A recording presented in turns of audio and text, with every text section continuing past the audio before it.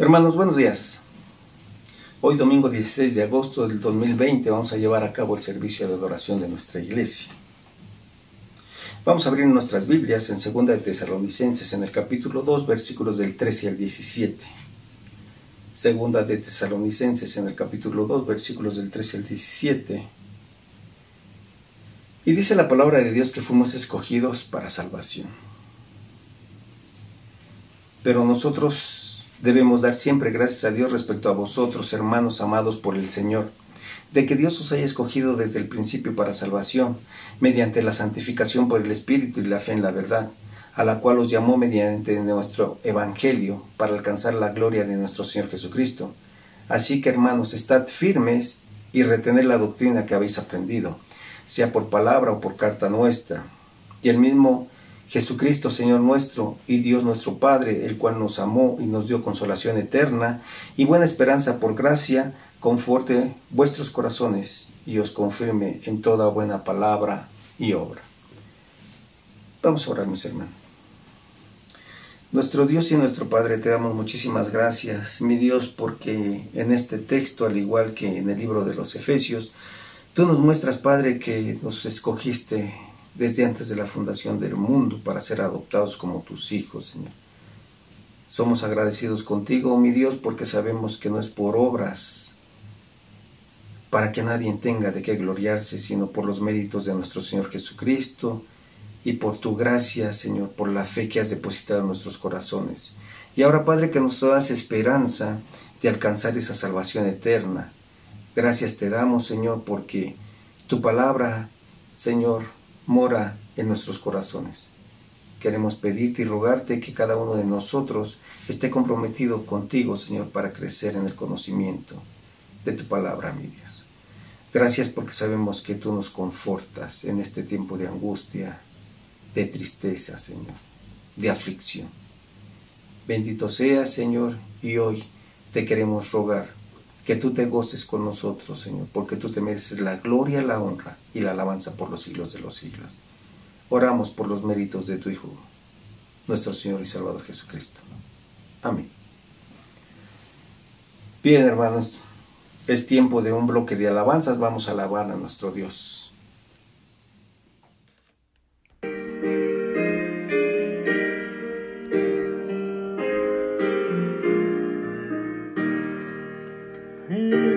Hacia adelante, huestes de la fe, sin temor alguno, que Jesús nos ve, jefe soberano, Cristo al frente va, y la regia enseña, tremolando está. Hacia adelante, huestes de la fe, sin temor alguno, que Jesús nos ve. Al sagrado nombre de nuestro Adalid, tiembla el enemigo y huye de David. Nuestra es la victoria, dada a Dios Lord, y oígalo el averno lleno de pavor. Firme hacia adelante, huestes de la fe, sin temor alguno, que Jesús nos ve. Muévese potente la iglesia de Dios, de los ya gloriosos marchamos en pos. Somos solo un cuerpo y uno es el Señor, una la esperanza y uno nuestro amor. Firme hacia adelante, huestes de la fe, sin temor alguno, que Jesús nos ve. Tronos y coronas pueden perecer, de Jesús la iglesia constante ha de ser. Nada en contra suya prevalecerá, porque la promesa nunca fallará. Firme se adelante, huestes de la fe, sin temor alguno, que Jesús nos ve.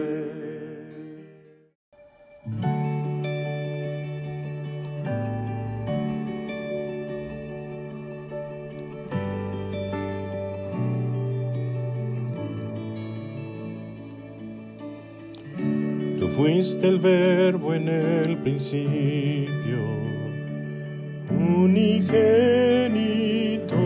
de Dios. El misterio de tu gloria, revelado en tu amor. Cuán hermoso su nombre es, cuán hermoso su nombre es, el nombre de Jesús mi Rey. Cuán hermoso su nombre es, nada se iguala a él. Cuán hermoso su nombre es, no hay otro nombre.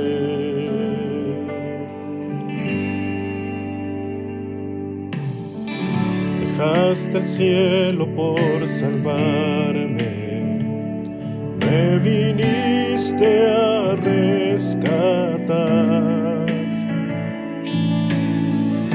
Mi transgresión tú perdonaste, nada nos separará. Majestuoso su nombre es, majestuoso su nombre es, el nombre de Jesús mi Rey. Majestuoso su nombre es, nada se iguala a él. Majestuoso su nombre es, no hay otro nombre. La muerte venciste, el velo partiste, la tumba vacía ahora está. Los cielos declaran, gloria proclaman, resucitaste en majestad. Inigualable, incomparable, hoy y por siempre reinarás. Tuyo es el reino, tuya es la gloria, tuyo el poder y autoridad. Poderoso su nombre es, poderoso su nombre es, el nombre de Jesús mi Rey. Poderoso su nombre es, incomparable es, poderoso su nombre es, no hay otro nombre. Poderoso su nombre es, no hay otro nombre. Poderoso su nombre es, no hay otro nombre.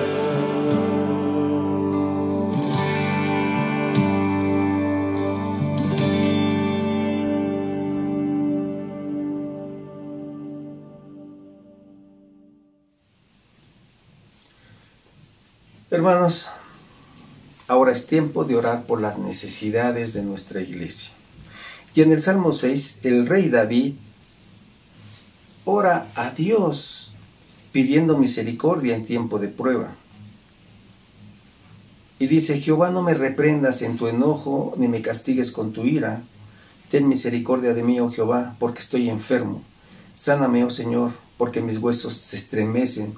Mi alma también está muy turbada. Y tú, Jehová, ¿hasta cuándo? Vuélvete, oh Jehová, libra mi alma. Sálvame por tu misericordia, porque en la muerte no hay memoria de ti. En el Seol, ¿quién te alabará? Me he consumido a fuerzas de gemir. Todas las noches inundo de llanto mi lecho, riego mi cama con mis lágrimas. Mis ojos están gastados de sufrir, se han envejecido a causa de todos mis angustiadores. Apartados de mí todos los hacedores de iniquidad, porque Jehová ha oído la voz de mi lloro, Jehová ha oído mi ruego, ha recibido Jehová mi oración. Y en esa confianza, mis hermanos, debemos de acercarnos al trono de la gracia para pedir oportuno socorro.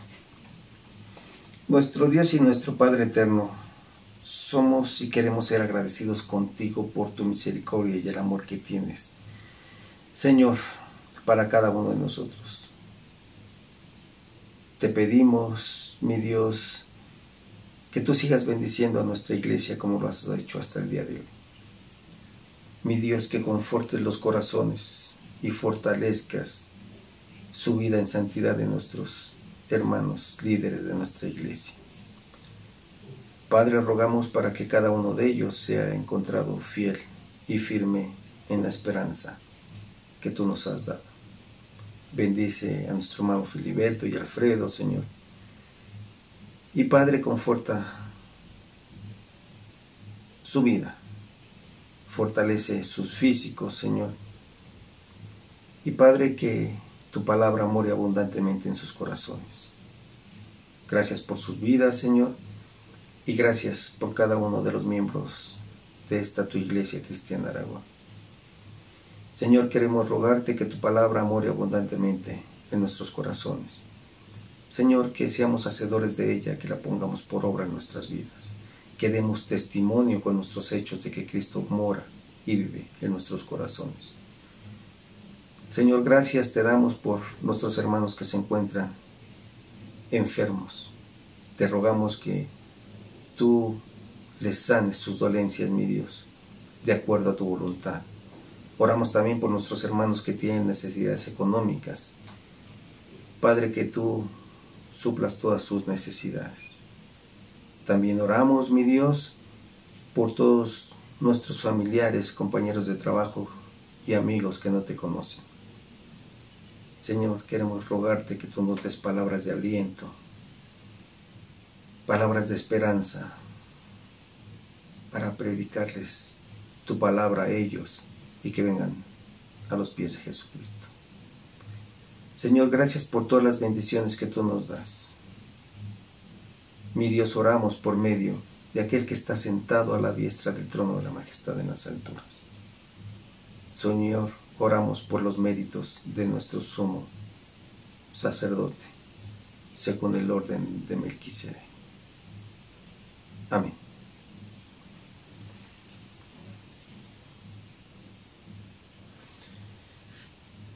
Bien, mis hermanos, a continuación otro bloque de alabanzas e inmediatamente después la predicación a cargo de nuestro hermano Filiberto Ángeles.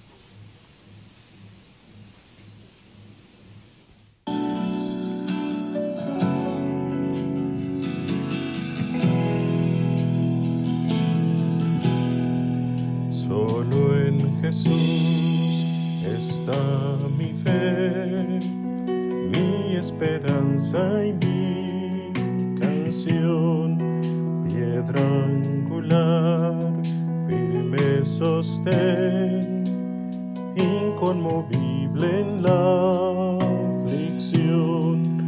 Cuán grande amor, inmensa paz, en el temor o adversidad, consolador, amigo fiel, yo en su amor me sostendré.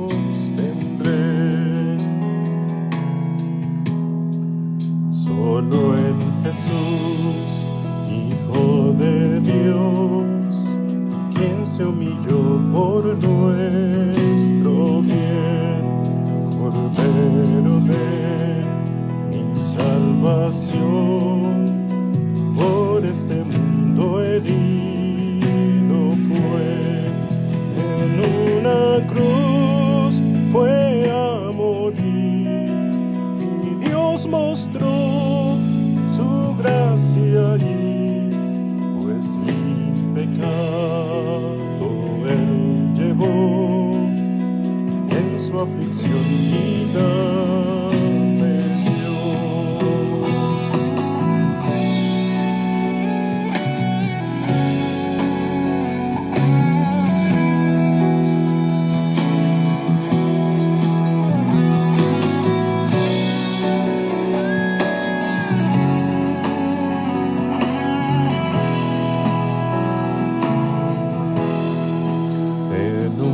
Sepulcro él yació, el cuerpo inerte del Señor, mas el tercer día llegó, resucitó en gloriosa luz, y al triunfar sobre el mar, perdió el pecado potestad. El suyo soy, el mío es, pues con su sangre me compró.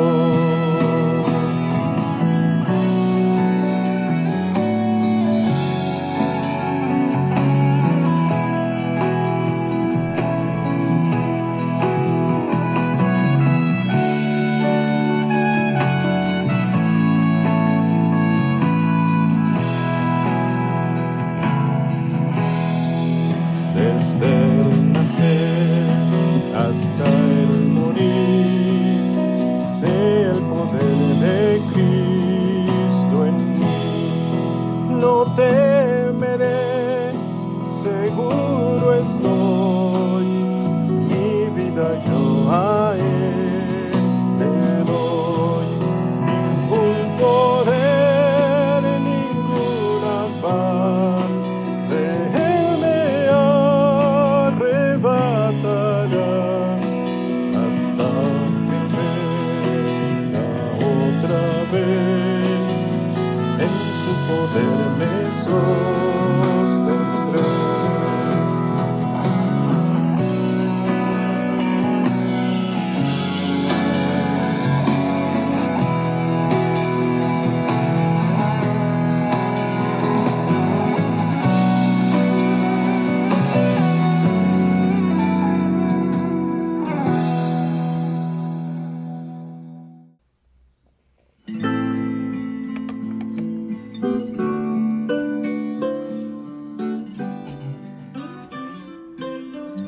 Señor mi Dios, al contemplar los cielos, el firmamento y las estrellas mil, al oír tu voz, en los potentes truenos y ver brillar el sol en su cenit.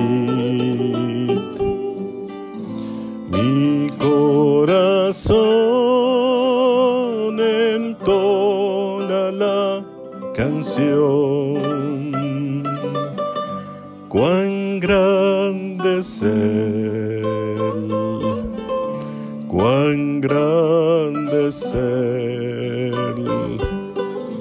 Mi corazón entona la canción. Cuán grande es Él, cuán grande es Él. Cuando el Señor me llame a su presencia, al dulce hogar, al cielo de esplendor. Le adoraré, cantando la grandeza de su poder y su infinito amor. Mi corazón entona la canción, cuán grande es Él, cuán grande es Él. Mi corazón entona la canción, cuán grande es Él, cuán grande es Él, cuán grande es Él, cuán grande es Él.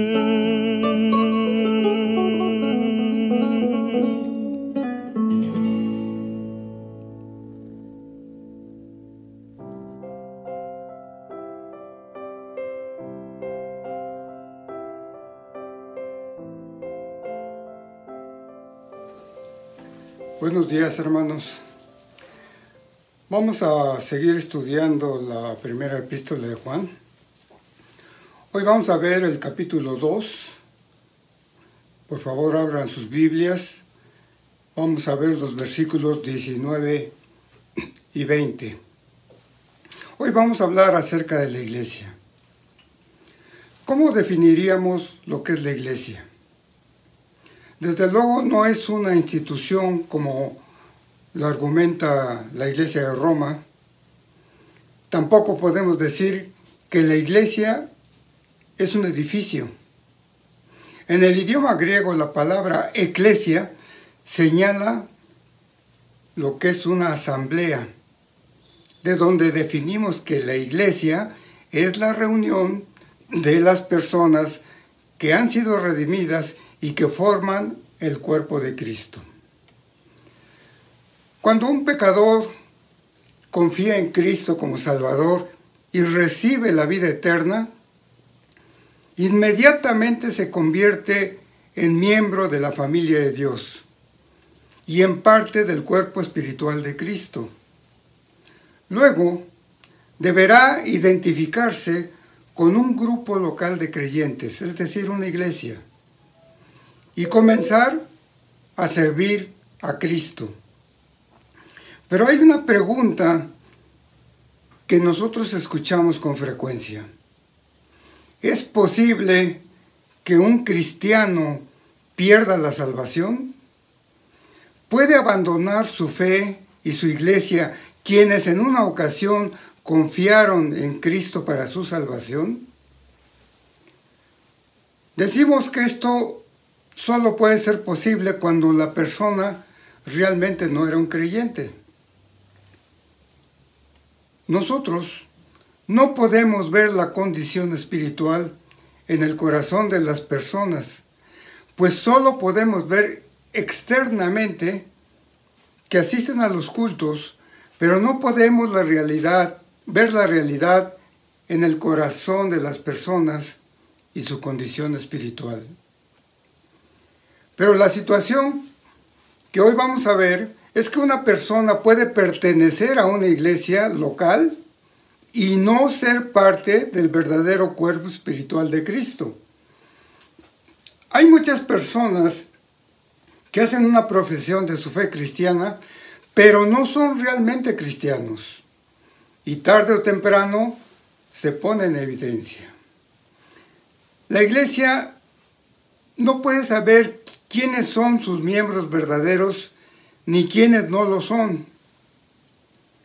Por tal razón, se ha definido a la iglesia que se reúne comúnmente en los cultos de adoración simplemente como la iglesia que es visible, es decir, donde se manifiesta la presencia física de todas las personas que acuden a un culto.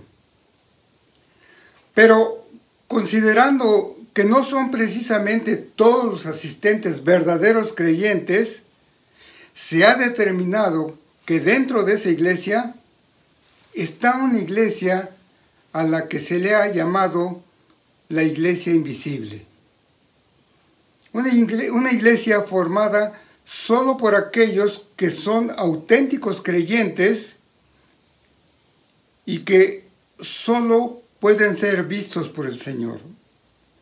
Segunda de Timoteo 2:19 dice: conoce el Señor a los que son suyos.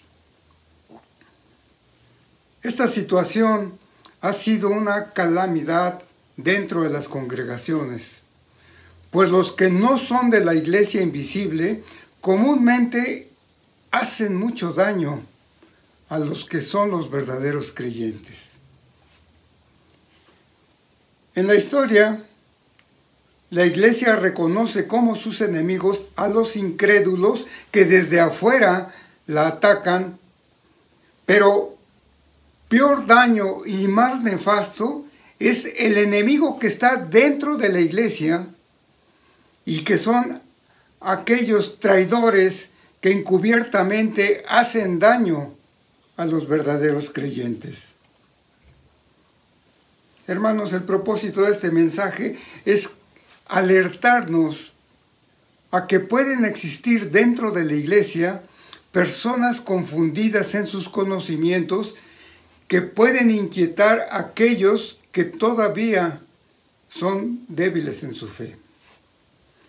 Vamos a leer este pasaje y hacer una oración.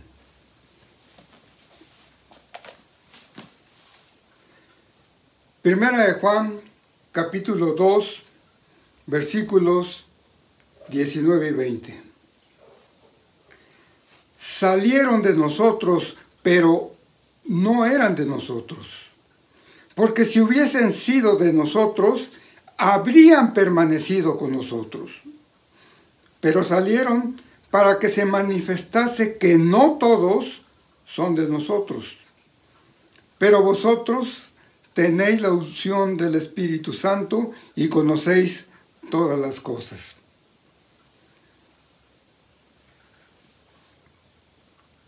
Señor, te damos gracias una vez más por tener la oportunidad de transmitir unos más de tus mensajes a pesar de los impedimentos físicos que tenemos.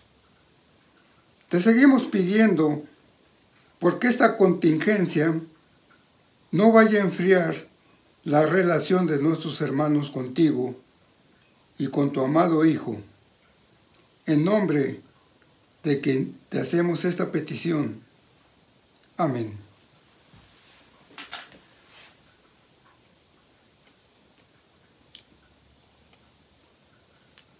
Este mensaje, como lo comenté, habla sobre los auténticos y los falsos cristianos. Así que lo voy a dividir en dos partes, los que no son y los que son. Vamos primero a ver los que no son.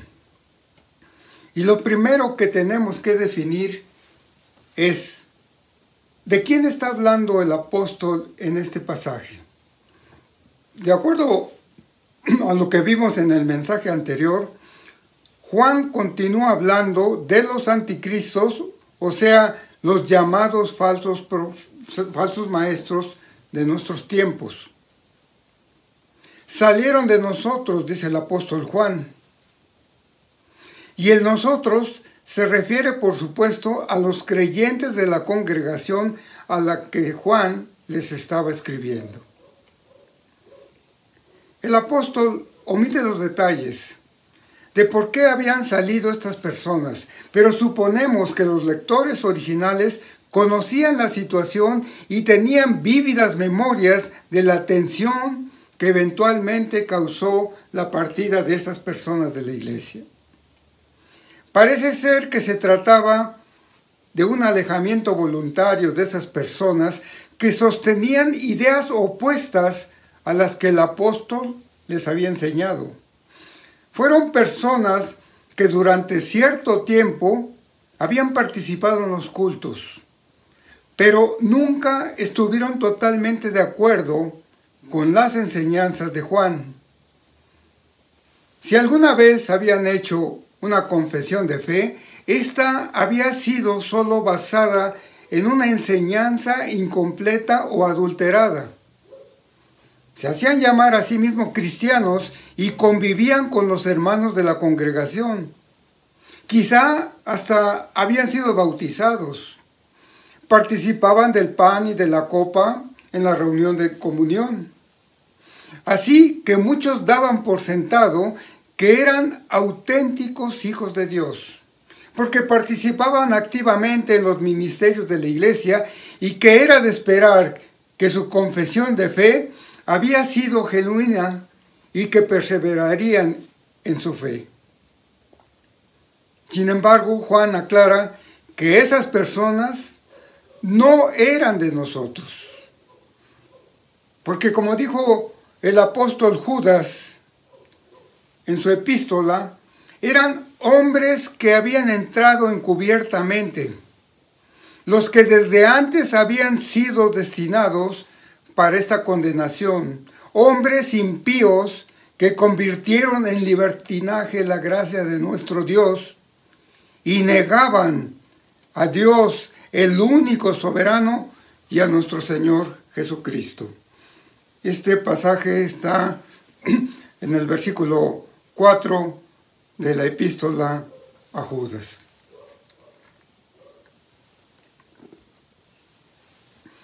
Observen que nuestro pasaje no dice que habían sido expulsados por sus ideas contrarias a las enseñanzas del apóstol, sino que ellos mismos salieron, es decir, se marcharon por su propio pie, sin que nadie les pusiera fuera de la comunión.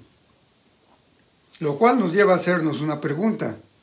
Bueno, ¿a qué se debió esta salida tan espontánea de esos hombres? Juan lo dice claramente a continuación. Simplemente salieron porque no eran de nosotros.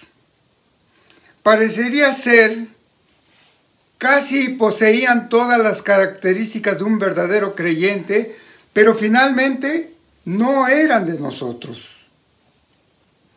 No todo el que forma parte de una congregación de creyentes es necesariamente un miembro de la familia de Dios. Es posible que tuvieran muchas de las características de los demás hermanos de la iglesia, pero finalmente, Juan los descubre, no eran de nosotros. Posiblemente, en algún momento, habían hecho una verdadera profesión de fe, pero luego fue evidente que no estaban haciendo una interpretación fiel de la misma. O, lo que es más probable, que habían abandonado la confesión y ahora estaban abiertamente en su contra. Una confesión de fe genuina no es simplemente una mera declaración teológica o intelectual, algo que recites solo porque alguien te dijo que eso era más que suficiente, sino que debe ser una confesión que esté respaldada por un testimonio personal, por un cambio en tu vida y por un deseo de obedecer al Señor. Algo que brota de tu corazón por cuanto has comprendido lo que Cristo ha hecho por ti. Sin embargo, estas personas nunca habían sido genuinos creyentes, nunca habían participado de la verdadera condición de los auténticos miembros de la congregación. Desde el mismo inicio de su conversión, sus intereses fueron contrarios a los intereses de Dios. Ya fuera porque desde el principio no entendieron el carácter espiritual del Evangelio o porque trataron solo intelectualmente de entender los propósitos de Dios y al no entenderlos, decidieron darle su propia interpretación a la palabra de Dios.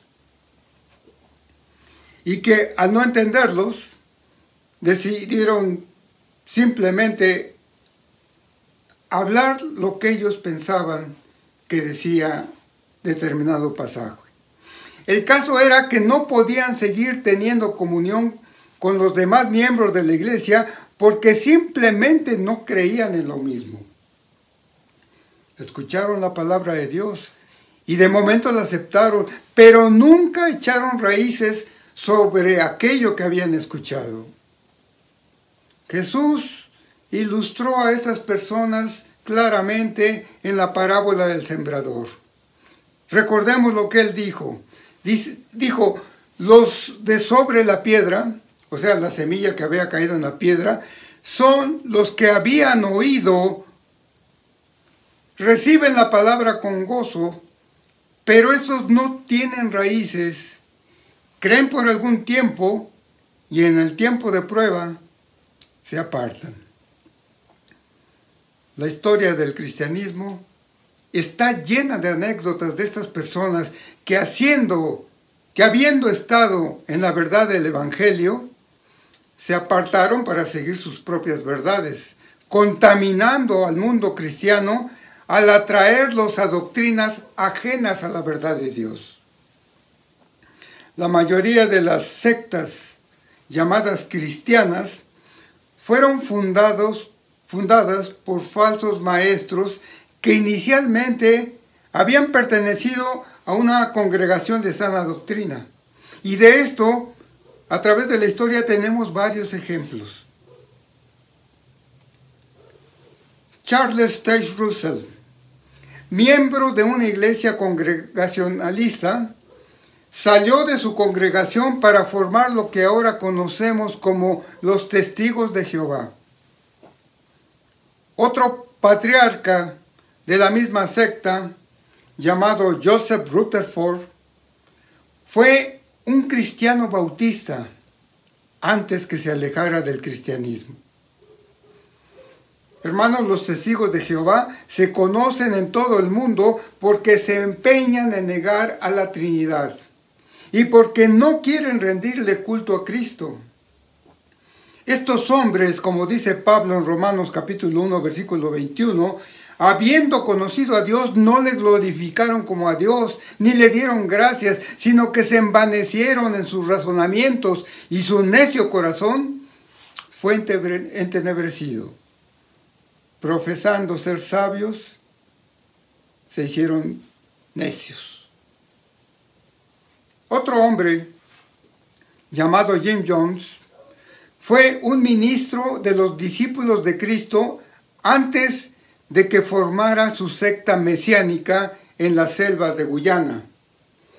Fue este hombre que, con sus enseñanzas heréticas, contrarias a lo que él había aprendido de las Escrituras, sugestionó a sus congregantes para que todos al mismo tiempo se suicidaran.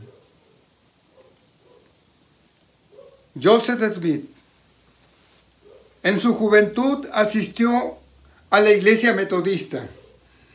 Su madre tenía sus orígenes religiosos en una iglesia presbiteriana. Su madre le había enseñado a él y a los demás hijos el verdadero evangelio de Jesús.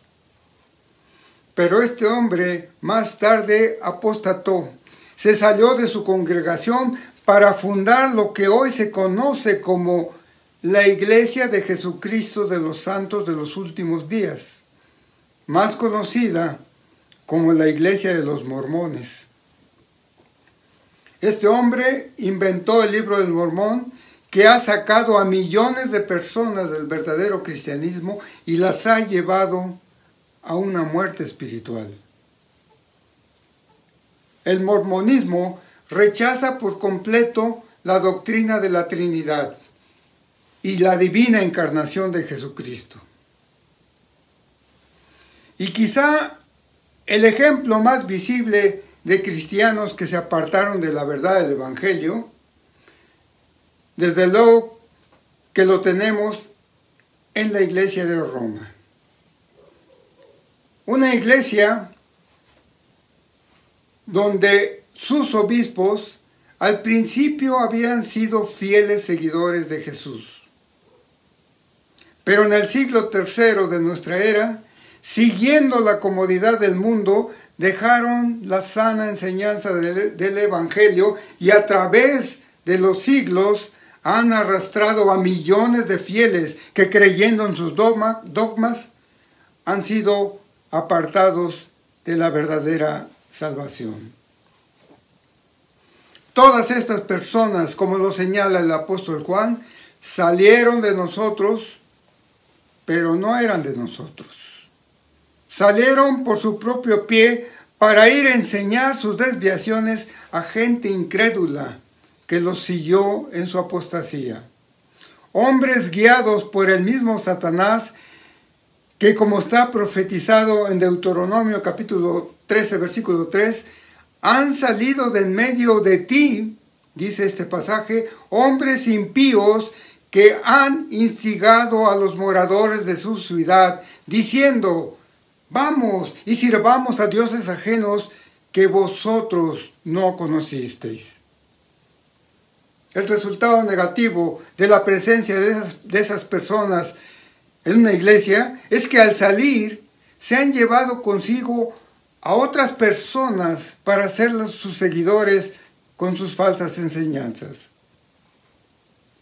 Al final, cuando estas personas se alejan de las iglesias, dejan una senda de destrucción espiritual a su paso en aquella congregación de la que salieron, llevándose inevitablemente algunos débiles. Y por otro lado, algunos de los que siguen en esa iglesia se quedan confundidos y se preguntan si tal vez esos hombres y los que los siguieron no se llevaron con ellos la verdad. Sin embargo, hermanos, entendamos que como siempre, todo esto ha estado en la voluntad de Dios. El Señor ha usado a los falsos maestros para sacar de la iglesia a los falsos creyentes, de manera que ya no pertenezcan a la iglesia con esas influencias dañinas y corruptas y puedan contaminar a los verdaderos adoradores. Nosotros leemos en 1 Corintios capítulo 5 versículo 6, ¿no sabéis que un poco de levadura leuda toda la masa? Limpiaos pues de la vieja levadura para que seáis nueva masa. Cuando el pecado entra en una congregación, hermanos, si no se expulsa, todos los fieles quedan expuestos a contaminarse con él. De tal forma que la salida de esas personas no fue considerado como pérdida, sino todo lo contrario, una ganancia, pues esos hombres inmundos habían sido ocupados por Dios para que al llevarse a otros miembros negativos de la iglesia, habrían hecho una labor de limpieza que purificaría a esa congregación. Dice nuestro texto que si hubieran sido de nosotros, habrían permanecido con nosotros. Hermanos, cuando una persona se aleja de su iglesia sin aparente razón, hace evidente que su fe no era compatible con la fe de los demás miembros. Porque si así hubiera sido el caso, no se habrían separado y habrían perseverado en lo que inicialmente habían dicho que creían. La salida de estas personas testificaba que dentro de una congregación visible, hermanos, no todos son creyentes genuinos. Bien, a diferencia de aquellos que no eran, estaban los que sí eran. Y aquí vamos a la segunda parte de nuestro mensaje. Pero vosotros tenéis la unción del Santo y conocéis todas las cosas. Había una característica especial que evidenciaba a aquellos que habían permanecido en su fe y dentro de la congregación. Los que sí eran, que dice el apóstol, tenían la unción del Santo. ¿Qué era lo que había querido decir Juan con esta declaración? Bueno, recordemos que en el Antiguo Testamento el ungimiento era la costumbre de aplicar aceite sobre las personas o sobre las cosas, y particularmente se refiere al ungimiento que se hacía a los reyes y a los sacerdotes. En esta forma se consideraba que ellos quedaban santificados. En el primer libro de Samuel se narra el ungimiento de Saúl como rey. Y posteriormente, cuando Saúl desobedece, Samuel unge a David. Y dice que el Espíritu de Jehová vino sobre David y se apartó de Saúl. Por esta declaración podemos entender que el significado del ungimiento expresaba la venida del Espíritu Santo sobre los siervos de Dios para capacitarlos para su obra. Así ahora, en la iglesia, los verdaderos cristianos son los llamados ungidos, que han sido capacitados también para su obra. Son los ungidos por el Espíritu Santo con gracia, con dones y privilegios espirituales. Y esta unción, hermanos, es algo interno, no es externo. Y es una experiencia común a todos los creyentes. Bajo la dispensación cristiana, la unción con el Espíritu Santo es un privilegio de todos los que hemos creído. Tan pronto una persona se convierte al cristianismo, el Espíritu Santo hace su residencia en la vida de esa persona. Él mora en nosotros para investirnos de poder, para equiparnos para el ministerio. Y es a partir de entonces nuestro defensor, nuestro consolador. El Espíritu de Dios, hermanos, es nuestra fuerza, es nuestra fuente de seguridad. Ahora, nuestro pasaje dice que la unción provenía del Santo, y podemos deducir que es una referencia a la persona del Señor Jesucristo. Pues en el Evangelio de Juan, en el capítulo 15, versículo 26, dice que el Espíritu Santo iba a ser enviado por el Hijo. No podemos tener parte en el Espíritu como Jesús, a menos que seamos verdaderos cristianos y estemos en Él como lo está Cristo. Ungidos con aquella unción que es del Santo, del Señor Jesús.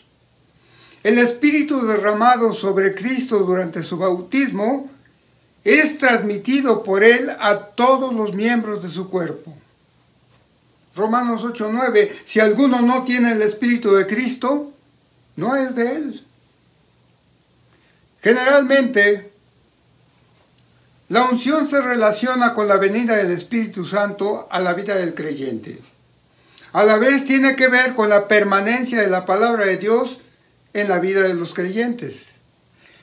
Hay paralelismo de pensamiento entre la idea de ser sellados con el Espíritu y la idea de oír la palabra de verdad. Recordemos lo que dice Efesios capítulo 1, versículo 13. Dice, en Él también vosotros, habiendo oído la palabra de verdad, el evangelio de vuestra salvación, y habiendo creído en Él, fuisteis sellados con el Espíritu Santo de la promesa. Por lo tanto, hermanos, podemos llegar a la conclusión de que la idea de ser ungido es equivalente a la idea de oír y creer en la palabra de Dios. La unción es recibir la palabra de Dios, no como se nos predica externamente a la comunidad, sino como es recibida por la fe en el corazón de los hombres que han creído y que permanece activa, gracias a la obra del Espíritu. Por esto es que Juan dice que solo los ungidos de Dios en Cristo pueden resistir a los que están ungidos con el espíritu de Satanás, es decir, a los falsos maestros. El Espíritu Santo, en la profecía del Antiguo Testamento, era esencialmente el espíritu de revelación que hacía que un profeta supiese la voluntad de Dios. Es el Espíritu el que nos capacita para discernir entre la verdad y el error.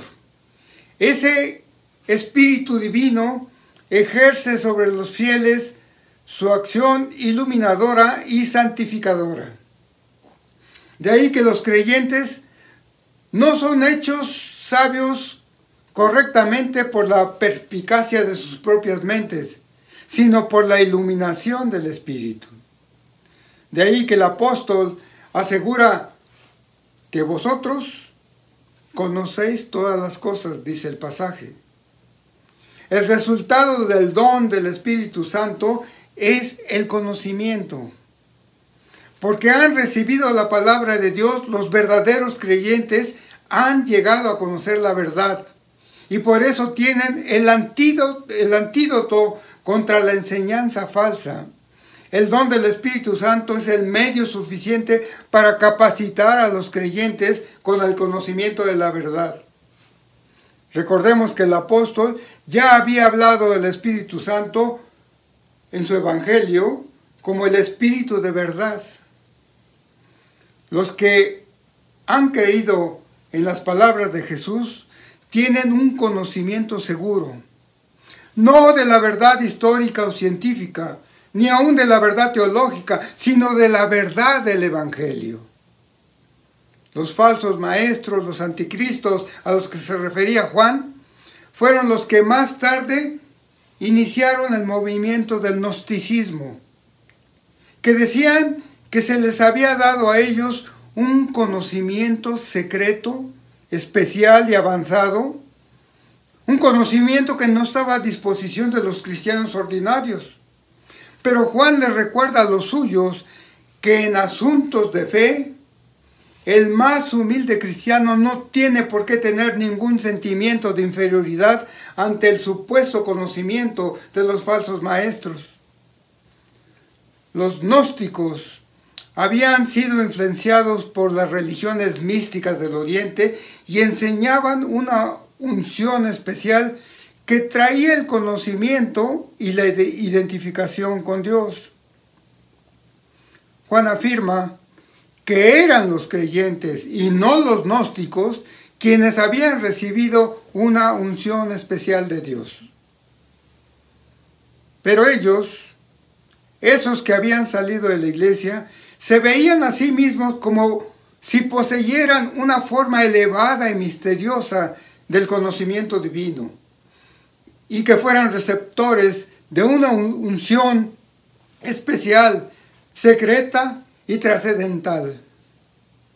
Creían que no necesitaban a Jesús porque tenían una relación especial con Dios por medio de su conocimiento privilegiado y en consecuencia decían que vivían a un nivel mucho más elevado que cualquier otra persona.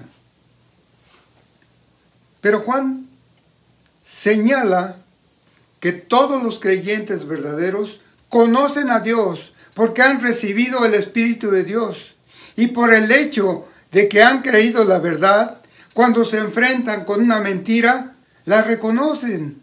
No necesitan el conocimiento especial de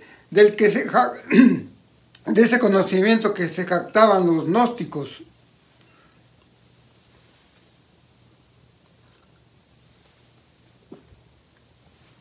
El valor de la unción que tenían radicaba en que conocían las cosas de Dios. Los creyentes gozaban de las enseñanzas del mismo Dios. Un creyente habla bajo la dirección del Espíritu de verdad. Un falso maestro habla bajo la influencia del espíritu del error. El conocimiento de Dios no es privilegio de algunos pocos, sino es el derecho de todos los que hemos creído en que Jesús es el Hijo de Dios. Porque como dice Juan en el capítulo 1, versículo 12, en su Evangelio, a los que creen en su nombre les dio potestad de ser hechos hijos de Dios. Concluyendo, hermanos, ¿qué podemos hacer ante todas estas amenazas que existen dentro de las mismas iglesias? Algunas de estas amenazas son muy evidentes, pero en varias ocasiones estas personas actúan cautelosamente sin que sean muy notorias sus desviaciones y que mezcladas con la sana doctrina confunden a los que se las comparten. Son personas que en forma individual enseñan a otros miembros de la congregación, inquietándolos con ideas contrarias a lo que se predica en su iglesia. Es importante, hermano, que tú como creyente no te dejes llevar por emociones o promesas sin antes consultar lo que verdaderamente dice la Biblia al respecto. Es esencial que no se crea simplemente todo lo que dicen algunas personas que sin haber estudiado a fondo te ofrecen promesas que no son bíblicas. ¿Cómo puede resguardarse un verdadero creyente ya maduro de las mentiras de los falsos maestros? Bueno, pues la respuesta nos la dio el apóstol Juan en este pasaje. Si eres un verdadero creyente, tienes al Espíritu Santo que te ayudará a discernir todas las cosas. Dios no ha dejado a su pueblo indefenso. Vosotros tenéis la unción del Santo, nos dice el apóstol Juan. A cada creyente le han sido dados dones espirituales que recibió el día que depositó su fe en Jesucristo. Ahora, esto no quiere decir que ya seas un experto en el discernimiento de la palabra de Dios. Lo que quiere decir es que por medio del Espíritu Santo tú puedes estudiar la palabra de Dios y el mismo Espíritu te ha de revelar cuál es la voluntad de Dios. Y si la voluntad de Dios, se ajusta a lo que has oído de la otra persona, bueno, pues entonces quiere decir que es verdad. Pero si no se ajusta, tienes que desecharlo. Cualquier persona, ya sea un miembro de la congregación o inclusive lo que el mismo pastor de la iglesia te dijo. La declaración de que conoces todas las cosas no lo dice Juan en un sentido absoluto. No quiere decir que instantáneamente te hayas convertido en un erudito de las Escrituras, sino que siendo ungido por el Espíritu de Dios, tienes la capacidad de reconocer lo que es verdadero de lo que es falso. Un verdadero creyente no será de los que se salen de su iglesia para unirse a enseñanzas ajenas que no son de Dios. No serás de aquellos que andan brincando de iglesia a iglesia hasta que alguna se ajuste a tus pensamientos, no a los pensamientos de Dios. El escritor de Hebreos, capítulo 10, versículo 39, dijo: pero nosotros no somos de los que retroceden para perdición, sino de los que tienen fe para preservación del alma. Aquí aprendemos que la verdadera fe siempre tiene la cualidad de la permanencia. Si alguien ha vuelto a nacer de verdad, siempre persistirá en las enseñanzas del Señor. Todos aquellos que han nacido verdaderamente del Espíritu o están unidos a Cristo por fe, se mantienen seguros en Él y así perseverarán hasta el final. El poder de Dios es la fuerza preservadora indiscutible. Pero cuidado, hermano, ese poder guarda a su pueblo solamente por medio de la fe que tú tengas. El que persevera hasta el final, ese será salvo, dijo Jesús en Mateo 10, capítulo 22. Esto significa que el creyente genuino perseverará hasta el fin. Y no es que esa perseverancia le conceda la salvación final, sino que manifiesta de modo decisivo que su conversión fue genuina.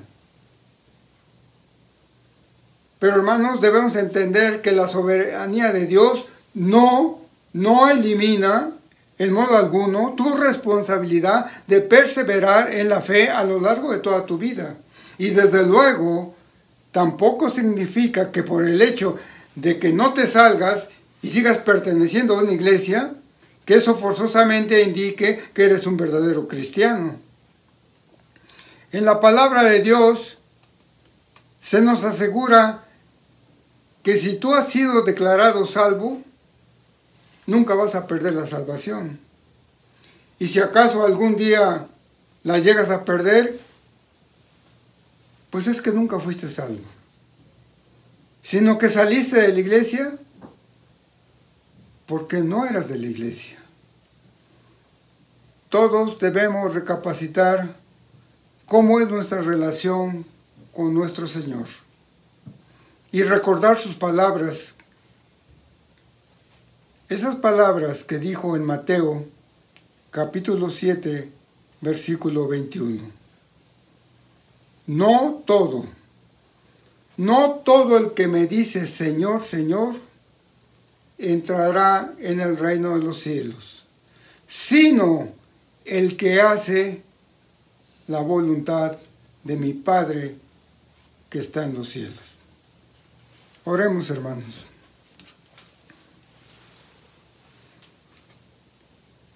Señor, te damos gracias por esta advertencia que hoy nos has dado en este mensaje. Te pedimos que nos des discernimiento para reconocer cuando alguien está adulterando tus mensajes y también para mirar en el fondo de nuestro corazón que no haya engaño con alguna enseñanza falsa que nos esté alejando de la salvación que tú nos tienes prometida para todos aquellos que creamos en todo lo que has declarado en tu palabra. Te lo pedimos en nombre de Jesús. Amén. Que Dios los bendiga, hermanos.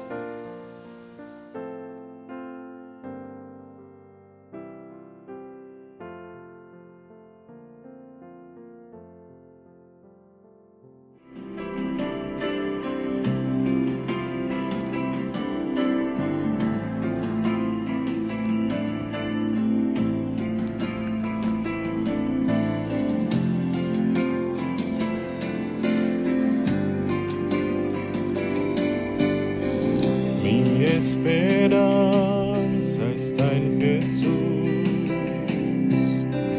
en su justicia y en la cruz. De nadie más dependeré, solo en su nombre confiaré.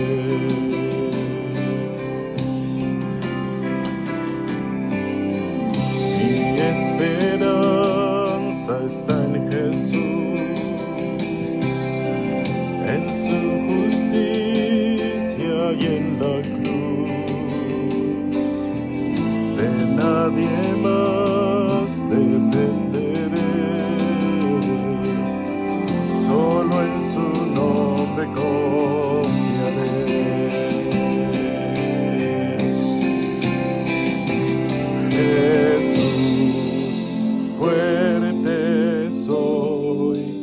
solo Él, mi roca es sobre la tempestad, Él es Rey.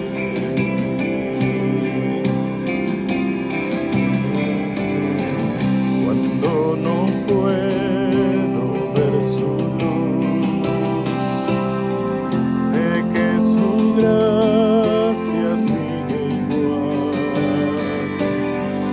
A la tormenta venceré, mi ancla firme está en Él. Mi ancla firme está en Él. En Jesús fuerte soy, solo Él, mi roca es sobre la tempestad, Él es Rey.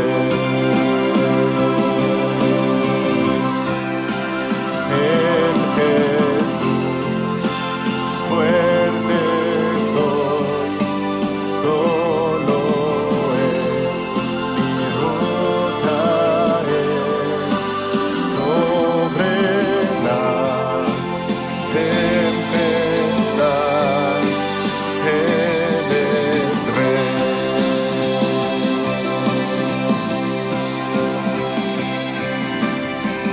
Un día Él regresará,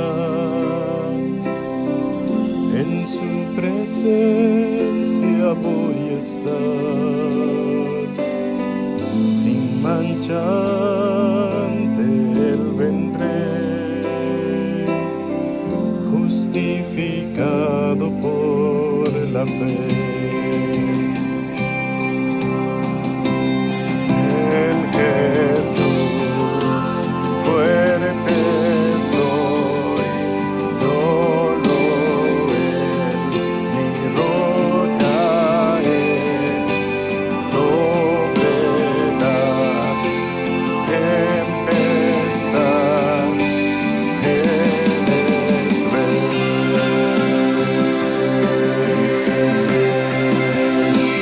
En Jesús fuerte soy, solo Él, mi roca es sobre la tempestad, Él es Rey.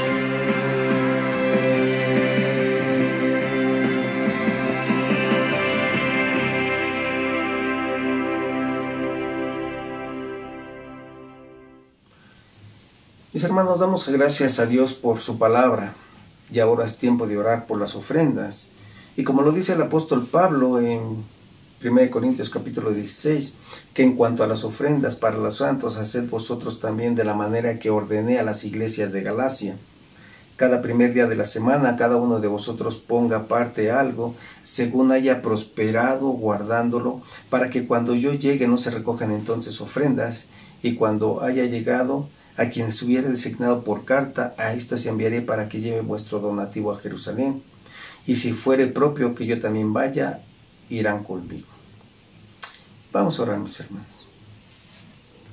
Padre Santo, agradecemos la bendición que tú nos das día a día, Señor, la provisión que tú nos haces llegar.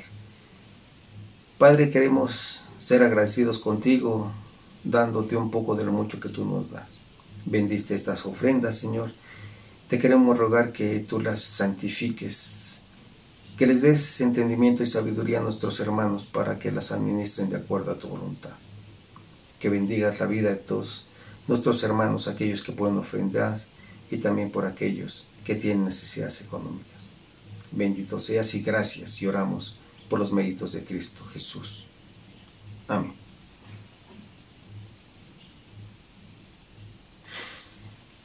Sus ofrendas, mis hermanos, la pueden depositar en la cuenta que aparece ahí en sus pantallas. Y ahora, mis hermanos, les recordamos los estudios que se están dando de manera digital a lo largo de la semana. El miércoles a las 8 de la noche es reunión de oración. El jueves igualmente a las 8 de la noche es la reunión de varones. El viernes a las 7 de la noche, mujeres, estudio de mujeres en general. El sábado a las 11 de la mañana es escuelita dominical. Y el domingo, después del servicio de adoración, es el estudio de los jóvenes. Los que no puedan acceder a la conexión por Zoom pueden ver los estudios por medio de Facebook o por medio de YouTube. Y bien, hermanos, hemos llegado al final de este servicio de adoración. Vamos a inclinar nuestro rostro y vamos a orar. Nuestro Padre eterno, te damos muchísimas gracias, Señor, en esta mañana, mi Dios, porque nos has permitido reunirnos como iglesia para alabar tu nombre. Señor, queremos suplicarte que tu palabra more abundantemente en nuestros corazones, que estemos comprometidos contigo para vivirla, Señor. Y mi Dios, que en esta semana siempre estemos conscientes de que todas las cosas tú las permites, Señor, para que nuestra fe sea probada. Y mi Dios, que nosotros estemos confiados en la obra de nuestro Señor Jesucristo. Agradecemos la bendición que tú nos das día a día, Señor, y oramos en el nombre de tu Hijo Jesús, nuestro Señor y nuestro Salvador. Amén. Mis hermanos, que Dios les bendiga.